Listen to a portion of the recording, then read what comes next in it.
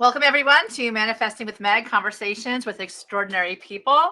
And we have a wonderful interview for all of you today. This is obviously my 7th season. We've been speaking about that for the last so many episodes, year of live, laugh, love, and play, with special guest Amy Impellizzeri today, our episode 138, Build Your Own World Through the Messages in Your Dreams.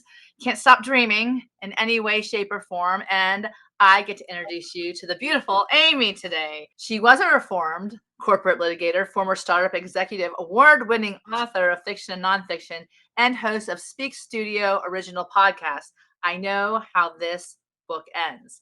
Amy's novels have earned awards and recognitions, including INDIEFAB Book of the Year Awards, inaugural Francis Ford Coppola Books and Bottles pick, National Indie Excellence Awards, and more. New York Times bestselling author Kristy Woodson Harvey calls her a standout in the fiction world. Kirkus Review, in a starred review, compared Amy's latest legal fiction series, the Riversedge Law Club series, to Big Little Lies with crackling courtroom drama. Amy is the author of Lawyer Interrupted, published by the American Bar Association, and co-author of the newly available How to Leave the Law, featured in Bloomberg Law, Boston Business Journal, and more. She just had a new book come out called Easy Street. We'll talk about that in a little bit. But, she also associates with the Tall Poppy writer. She's a past president of the Women Fiction Writers Association, a 2018 writer in residence at msjd.org, recipient of MSJD Road Less Traveled Award, faculty member in Drexel University's MFA in Creative Writing program, and she speaks at legal conferences and writing workshops. We'll tell you how to find her a little later. But my God, Amy, congratulations. You had so much done and so much accomplished, but this is your even better career past your corporate litigator. So how are you today? Welcome to the show. Thank you. Thank you. When I hear you say all that, I realize why I'm tired. It's funny because you have to actually realize that you are tired, and it's okay to take a rest now and then, Yeah, and again, right?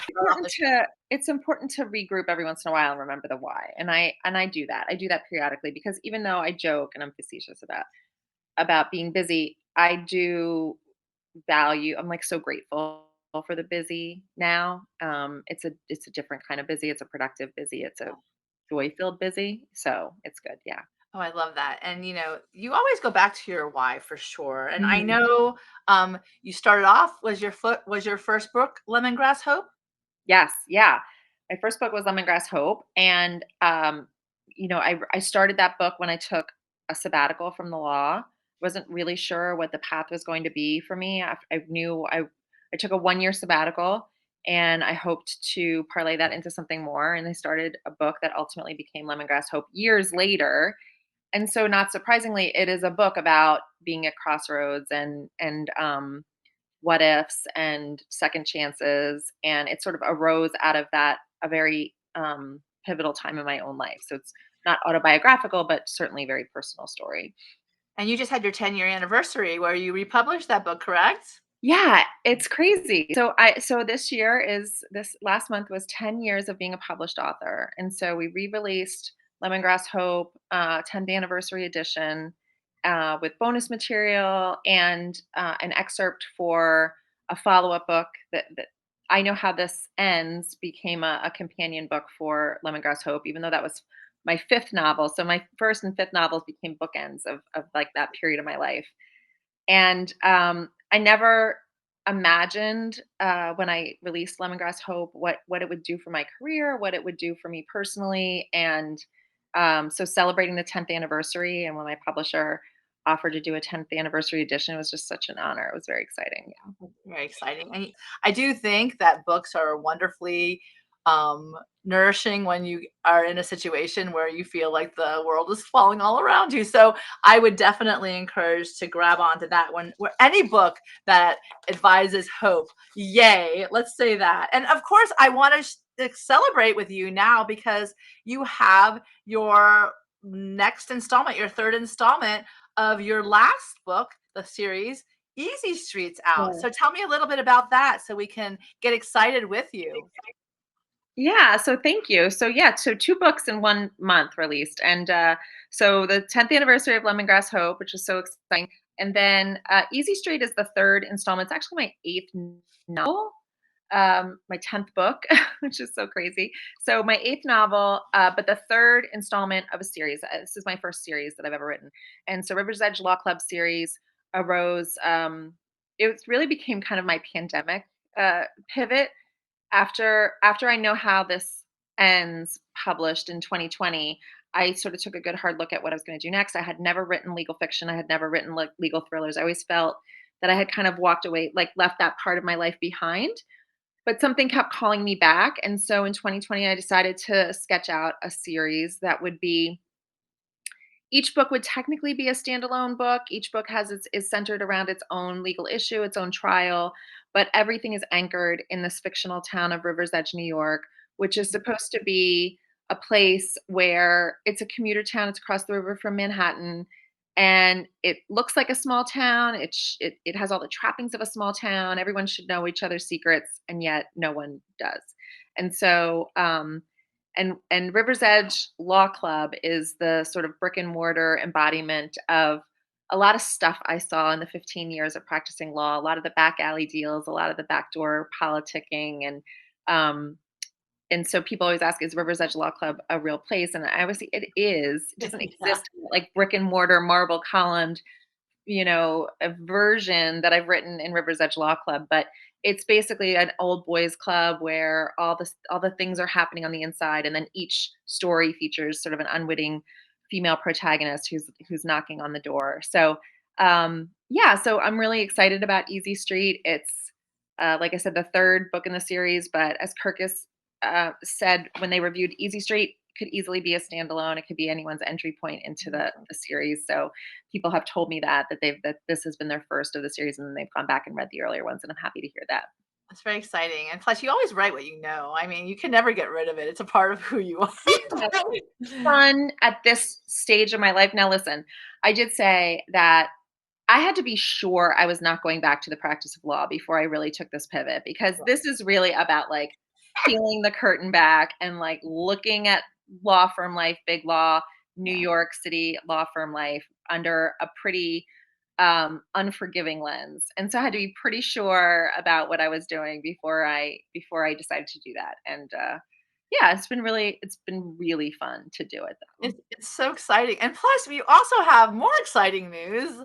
Yeah. So you have Love Notes out. Now, Love Notes arises from you being on. The idea and the creation of an award-winning author and producer named Heather Kristy, who is a very dear friend of mine. Has been a friend for a long time. She came up with this incredible idea of bringing love and hope into the world through the stage, right?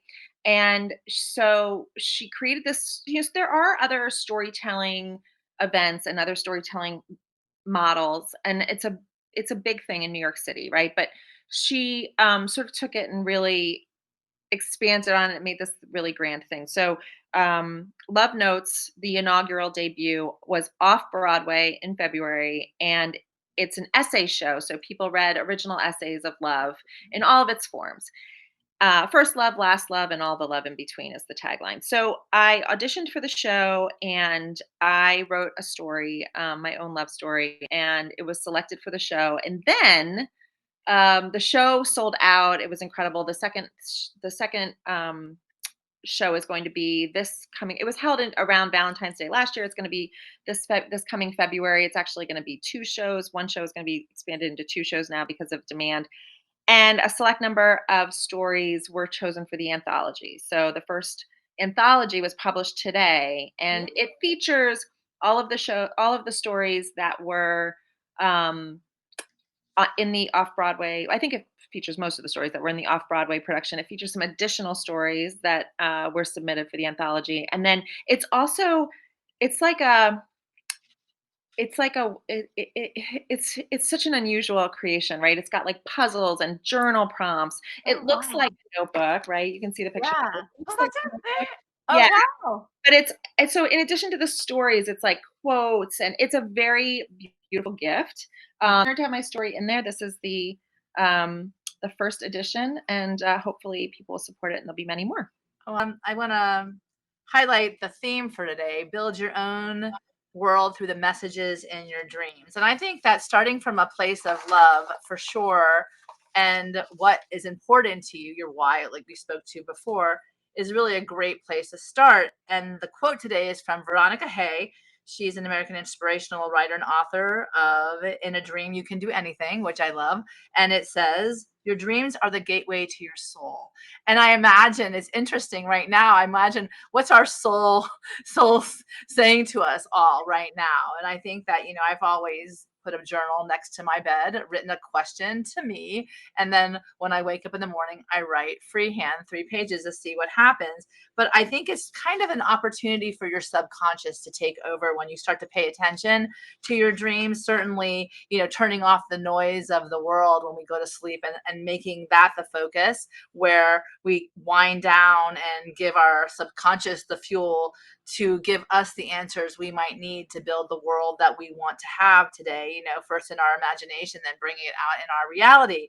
What are your thoughts around this? Having Well, I published believe, 10 books. yeah, well, Published I 10 believe in books. it wholeheartedly. I mean, first of all, just very, very specifically, the idea for Lemongrass Hope came to me in a dream, literally. It was at a time, like I said, I had taken a sabbatical from the law, and I knew that I wanted to I had always been a writer, but I knew I wanted to reconnect with writing, and I wasn't really sure what that was going to look like. But the premise for Lemongrass Hope came to me in a dream, where I literally woke up and I was like, oh, I have to write this down and I have to start Yeah. writing. So that's very specific for me. I really do believe that. Like, and I writing for me is a way of calming my thoughts, corralling the thoughts. It's not what sometimes when I hear people say, like if I have a free day to write, or if I take a weekend off and go away to write for the whole weekend. And some people will say, oh my gosh, that's so stressful. I could never write for a whole day or a whole weekend. For me, it is a very quieting thing, right? So if writing is your passion, it probably brings you a certain emotion that isn't. I mean, listen, writing on deadline can be very stressful. There can be parts of it that are really horrible, right? But mostly writing from me is very quieting. So I love that idea of the journal by the bedside. I do always have a journal by my bedside. I write notes on all sorts of things, scratch paper, the coffee cup, the disposable coffee cup in the console, all different things. When things come to me, I do try to capture them. I tell aspiring writers that a lot. I teach a lot of writing students, and I always say, you know, you write it. When you're thinking about it, write it down, because you could lose it later. There Yeah. were I wrote Lemongrass Hope over my first novel I wrote over the course of 4 or 5 years, and there were whole passages of that book when I would walk away and come back that you could have told me you wrote. I had no recollection of writing them. Yeah. So they'd be lost. So those things that come to you, those musings that come to you, those thoughts that come to you, they'll be lost if you don't capture them.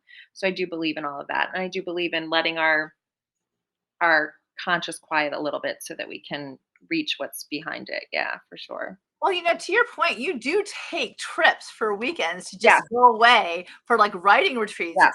Not actually like organized, just your own writing retreat. I That's where find we that, met. I know it's true. And I Yeah. find that such a gift to yourself. Yeah. Certainly if you feel that call to bring a story to life, to actually take whatever, 3, 4 a week days, Yeah. to When you and I met in person for the first yeah, time last December, yeah, right? that was And I was in December. Miami, because I was in Miami writing Easy Right. Street. I was in Miami writing at the time. So, yeah, I mean, I really do believe in that. I think sometimes you have to just kind of, and it doesn't have to be Miami. Yeah. It's great if it can be, but I mean, it just changing just pulling yourself out of your environment for a day, a few days is for me really important to kind of recharge and kind of re-stimulate the creative juices. Yeah. Yeah, so I'm a big proponent. It's a huge gift to your creative, Yeah, insight or creativity, that child within, whatever that is for you. I think it is yeah, such a wonderful like offering to yourself. Like, yeah, okay, give yourself the chance. And I love that it's a full circle moment that we're talking about the same book yeah, that you were writing about yeah, when you were here before. So that's yeah. fantastic. I always love to know individual authors, especially people that I really like and they inspire me, their own work and their own inspiration, what brings them to the page, to life, how you see life. So I get all of your wonderful quotes, and I love these that you offered today. So let's start off there. Yeah. The first one, it says, all those things you've been wanting to do, you should go do them. And it's right next to your book, How to Leave the Law, which I Yeah. love that we both have that in common, that wonderful, gift to ourselves to give our other creativity a chance. So tell me what this means to you. Yeah. Well, that quote, right when I took, well, pretty, maybe a few months after I took a sabbatical from the law, I was writing and I was thinking about blogging, but I didn't really know how to give myself permission to call myself a writer or, just really lean into that space. And literally that quote like popped up on my Facebook I love feed it. one day, um, and it was like, it was just like somebody reaching through the screen and just grabbing me, like, "What are you waiting for?" And I really did within 24 hours of seeing that flash across my screen. Well, first of all, I printed it out and I have it on my bookshelf. I keep the actual printout of like that day on my bookshelf at all times, and I just where I can like peeking out where I can just see it and be reminded of it occasionally. But I within 24 hours I had set up my website and I had set up a writer's page on Facebook, right? Calling myself a writer and manifesting it really.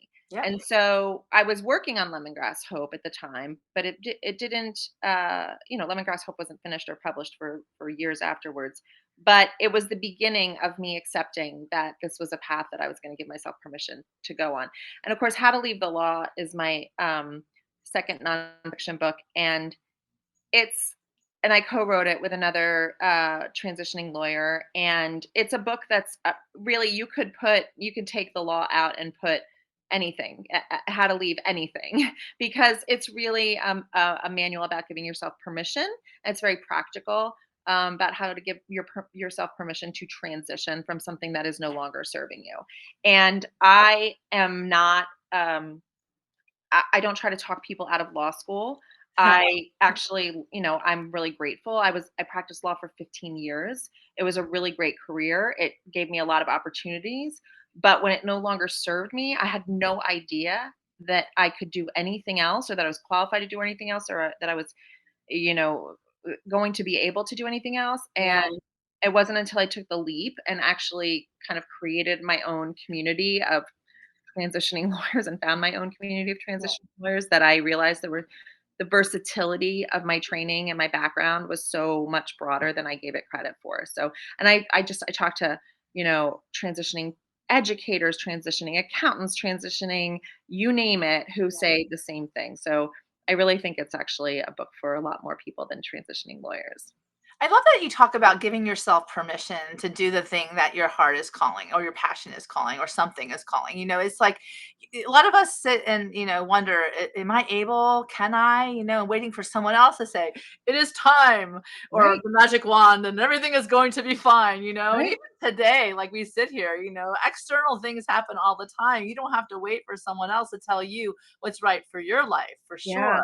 I Yeah. love that point that you say that. Thank you. That was really, really important. And I think that you realize, and from your example alone, the amazing breadth of work that you've come to is an example for many people to, exemplify, that they say, oh, well, she can do it. So can I. So Yeah. why not? And not just books, but you've been on Broadway, off Broadway. You've Yeah. been and podcasting and everything else that maybe a lawyer is sitting behind the desk thinking, oh, this is great. And like, I will also say I loved the 20 years I was a lawyer, but at the end of the day, it's like, okay, it's time to move on because the curious soul is calling. So Yeah. also we have this, maybe hope is real after all. And that I think comes from your, I know how this ends. Tell me about Yeah. this. I love this, Yeah. especially now. Thank you. Yeah. Well, so Lemongrass Hope, like I said, was my first novel, and for a long time, um, I was never going to write a follow up a book to it. It has a very open ending that I'm very proud of, but there are a lot of possibilities, and I really didn't want to do disservice to people's interpretations of the book or interpretations of the ending. And then I sort of got this idea to write a follow-up book to I Know How This Ends, and it stemmed from sort of like I said, it is a time travel book. It's really about sort of an alternate universe. And then I wrote a book, I Know How This Ends, which became a companion book that would basically outline other alternatives. Like these could have been the other things that could have I happened. love that. And hope is a very real. Hope is not a thing. Hope is a who. And I Know How This Ends. So I loved the idea of coming back to a hope-filled book, and a hope-filled story. And so for people who fell in love with Lemongrass Hope but weren't really sure what to make of the ending, this was not wrapping the ending up with a bow, but really just kind of reminding everyone that the ending could really be what you want it to be. And that's like my mantra for life too. You're never your ending is never written in stone. And you get to choose the ending to your story, and you can continually write and rewrite it. And so, yeah, so that really resonated with me. So I just, as to this point, I just saw Cyndi Lauper in concert, and she was. I love the storytelling parts of Yes, the show, right? And she yes. talks about how she was in a really dark place, and someone who she admired very much so said to her, "Oh, Cindy, this is only one chapter in your life. Mm, You have other chapters to write." And I right. love that you say that, because there could be other endings to your story that you haven't seen yet. Yeah. And I love to play in the possibility and the opportunity, and when I'm paying attention, or when I get my head out of the sad or the Yeah. despair or all of the lower base emotions. But coming back to this is very exciting, and we humans, we love a good story around hope for sure. And I Yeah. love it. So then this is the other one. True stories never have endings. Richard Bach. What a Yeah. great quote. Tell me about Yeah. Well, this is a Love Notes quote, and I don't know if it actually made its way into the anthology or not. I hope so, but it's a quote that producer Heather Christie had circulated when she was, I think, after auditions of Love Notes, and I thought that is so true, right? It's like we really, it's not love is not the destination, right? It is that. truly the journey. It is truly what you do along the journey that really makes sense and really is what really fuels us. I mean, what is the point? I What know, is what the is the point point? other than love, and the love journey? So yeah, and I believe in love in all of its forms. I think it doesn't always look exactly like we expect it to look when we're little kids. Doesn't always look like what we expect it to look like when we're grown adults. But I do think that if you really are open to love and you lead with love, it will it will find its way to you. I love that. I think that's really important to hear, especially now. I mean, instead of being divided in many ways, we can find those points of entry from what we love about each other and what Yeah, makes us excited about each other. And regardless of whether it's an intimate love, romantic love, or just familial love or friendship love, there's always something that you can love about another person. And I think that, yeah, that's beautiful. The true love stories never have endings, because that makes people, come to life again. And this yeah, is a great quote. I love this quote very much. Um, so this has been a journey for you, and I love that you say that you have love as the cornerstone of your journey. I'd like to say you're a law career transition rock star, oh, because I get to watch what you're doing, and it makes me feel like there's so much more out there, and certainly just keep following that intuitive, bray of your heart. What do you think has made a difference in your life that gave you the courage to step out from what you've known into perhaps the uncertainty at this point? yeah. I mean, that's a good question, and I do think that like I really don't dismiss the legal training and the legal background. I really feel like I have brought so much of that with me. I'll tell you, I actually interviewed a lot when I my first nonfiction book was called Lawyer Interrupted, and when I was researching that book, and the American Bar Association published that book, and it got a lot of press because people thought it was so interesting that the American Bar Association would publish a book about transitioning from the law. But again, it was really about the versatility of the law degree. And I ended up interviewing so many transitioning lawyers, and they all said that their legal training was the differentiator in their success. And I interviewed people who had some like really incredible rock star success after they left the law in various fields of art and entertainment and business and entrepreneurship. And they all said that their legal training was the differentiator, because I do think the law actually attracts very creative people. Yeah. It doesn't always, the practice of law and law school as an American model doesn't always give people that outlet to explore the creativity. But people Yeah. come to the law thinking that it's a very creative field, and it's going to be a very creative field. And there were moments of my career that were incredibly creative, and I was able to really draw on that. So I do think that was always like very much and in college I was a writer and a pre-law student. So I think that was always a very pronounced part of my spirit, my creativity. I think I quashed it for a long time, and when I said no more, and allowed that part of me to thrive, then I really, I was able to kind of bring everything else I've learned along for the ride, and I do think that was a bit of a differentiator for me too. I mean, I negotiated my first book contract without an agent, and I did a lot of things along the way that um, were, definitely leaning on my legal background and my legal training, my legal. I still think. I mean, I remember my first book event.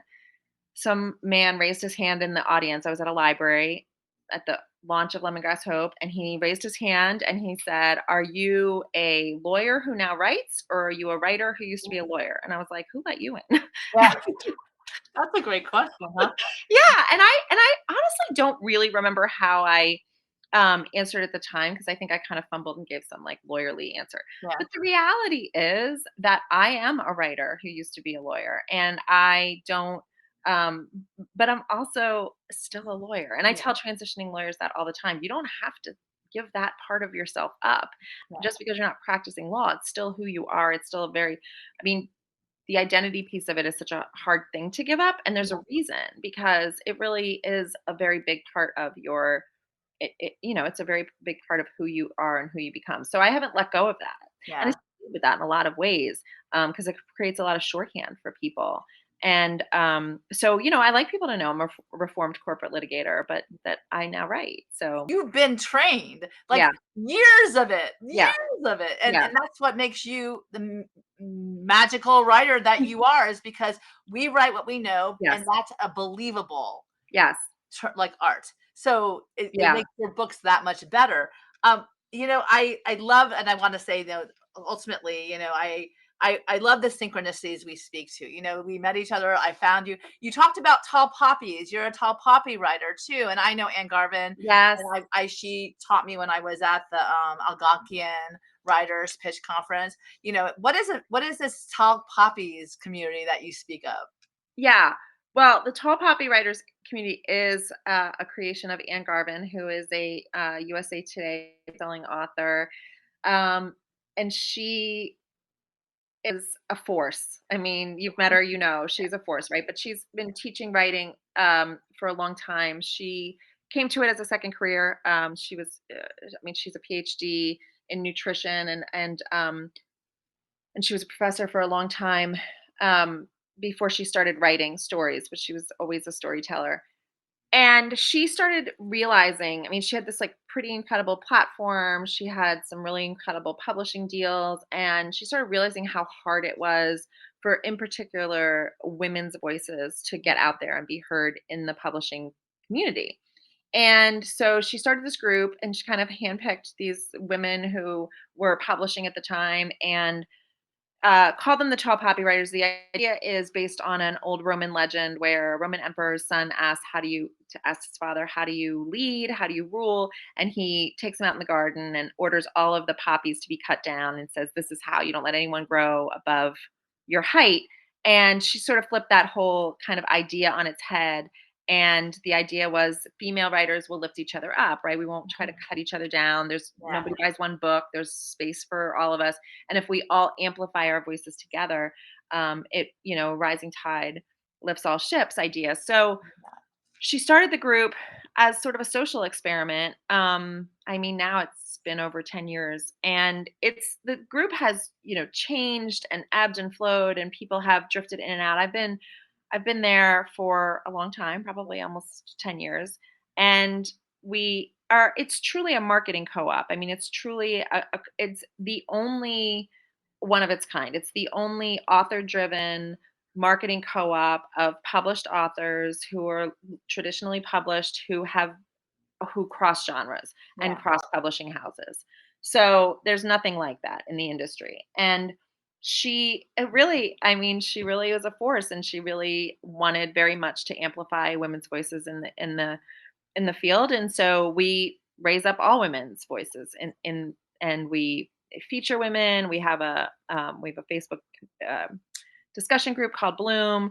Anne has a really robust newsletter and newsletter base, and we promote, all different genres and all different women, and we do a lot of events together and retreats together, and it's been a really interesting part of my writing career for sure. I love the synchronicities of everything, and get really intentional about where I want to go in my life and what do I want to do. And today, no different. I come to the show with the intention of, you know, introducing you to everyone, as well as, maybe lifting hope a little higher today, because, the themes that you have in your books, the Lemongrass Hope, hope never ends, the love. So tell me, what was your intention today? So my number. Yes. Yes. So number eight, because Easy Street is my eighth novel. Eight is my birthday. Eight is a sort of a number for me. Forgiveness promises new beginnings.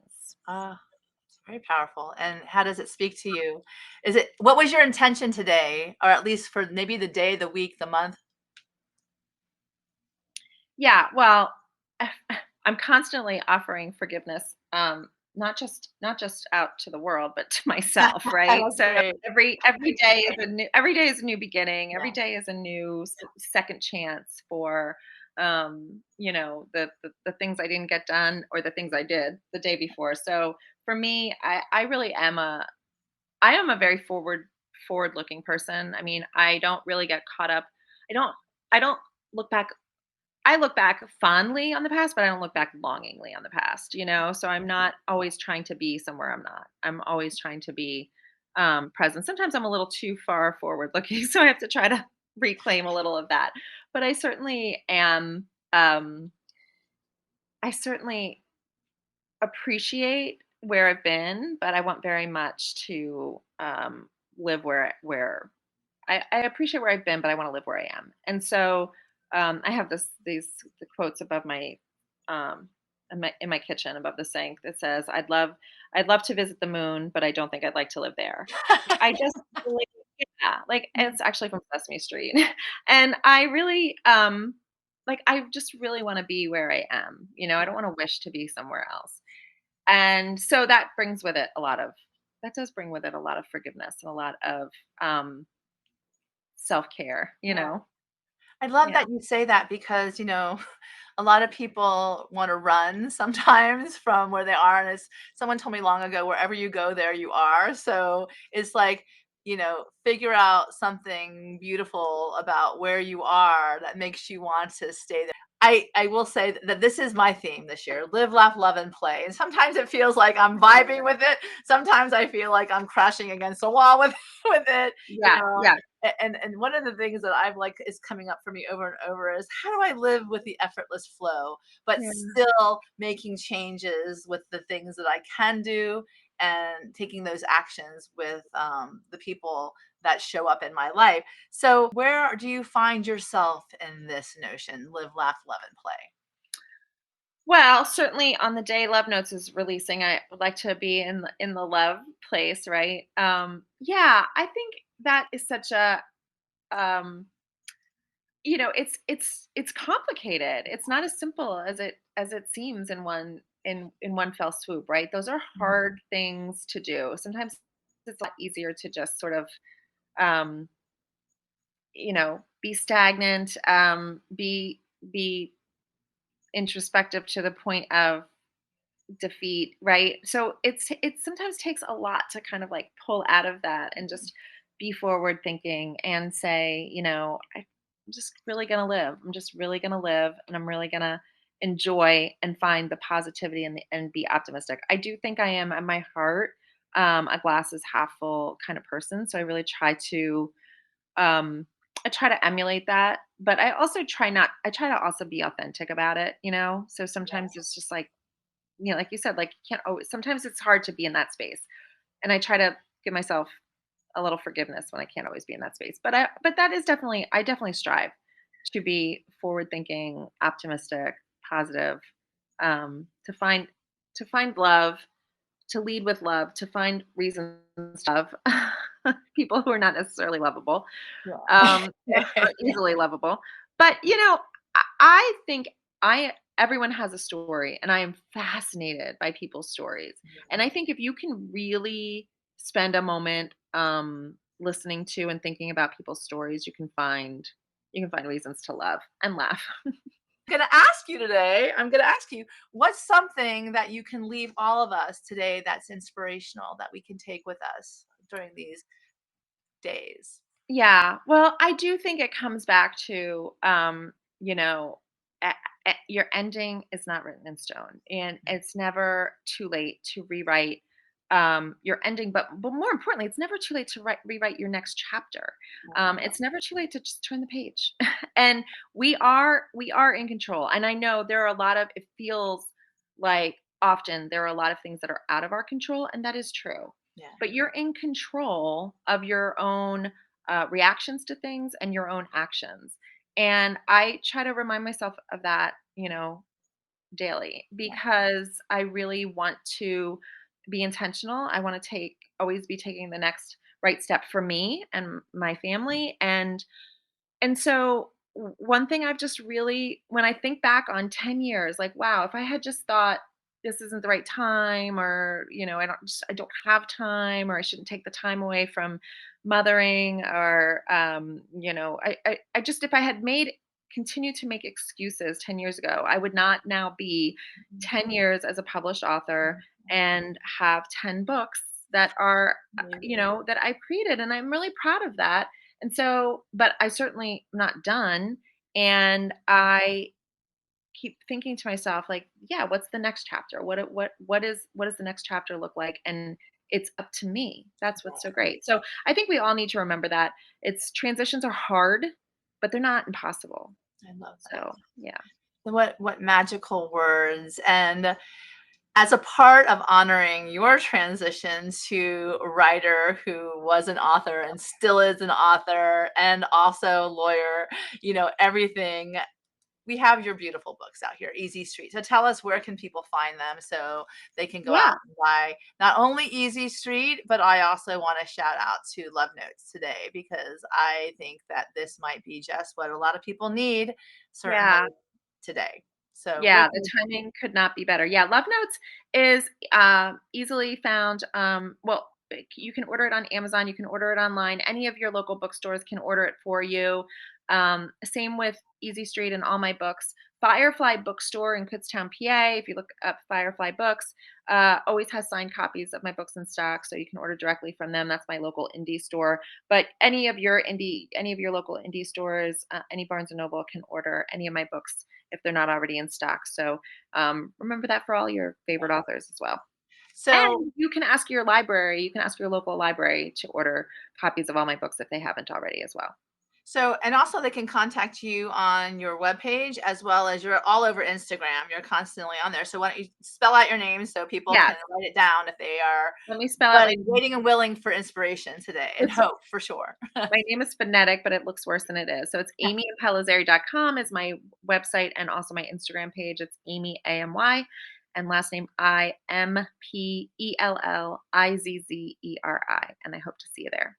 I do appreciate, and certainly love the fact that your dreams are coming to light, and every day you see someone that you connected with and they're doing well, you want to celebrate them. So I'm here on that note to celebrate you and all you do, and keep doing it and keep shining and keep bringing all of that to the fore, because you are a force, and as well as Anne, but you are a force as well. And I think we need more people who are willing to step into their passion and their power, because then we turn the page together. Yeah. So with that, thank you so much, Amy, for Thank this you so much, Meg. wonderful opportunity to talk to you. What is your message that you want us to take away? Just one more. I know that I'm asking a lot, but just one Yeah, more. no, it's what I always sign all my copies of Lemongrass Hope with is always choose hope. So I think that's a good ending note. All right. So everybody, always choose hope. What a wonderful ending to this beautiful interview with you. I want to remind everyone, time to manifest, living fully, loving intently, and laughing more. And yes, finding ways to play. Get ready to dazzle. I really believe in you all. Thank you again, Amy, and have a wonderful rest of your day. Bye, Thank you everybody. so much. Bye-bye.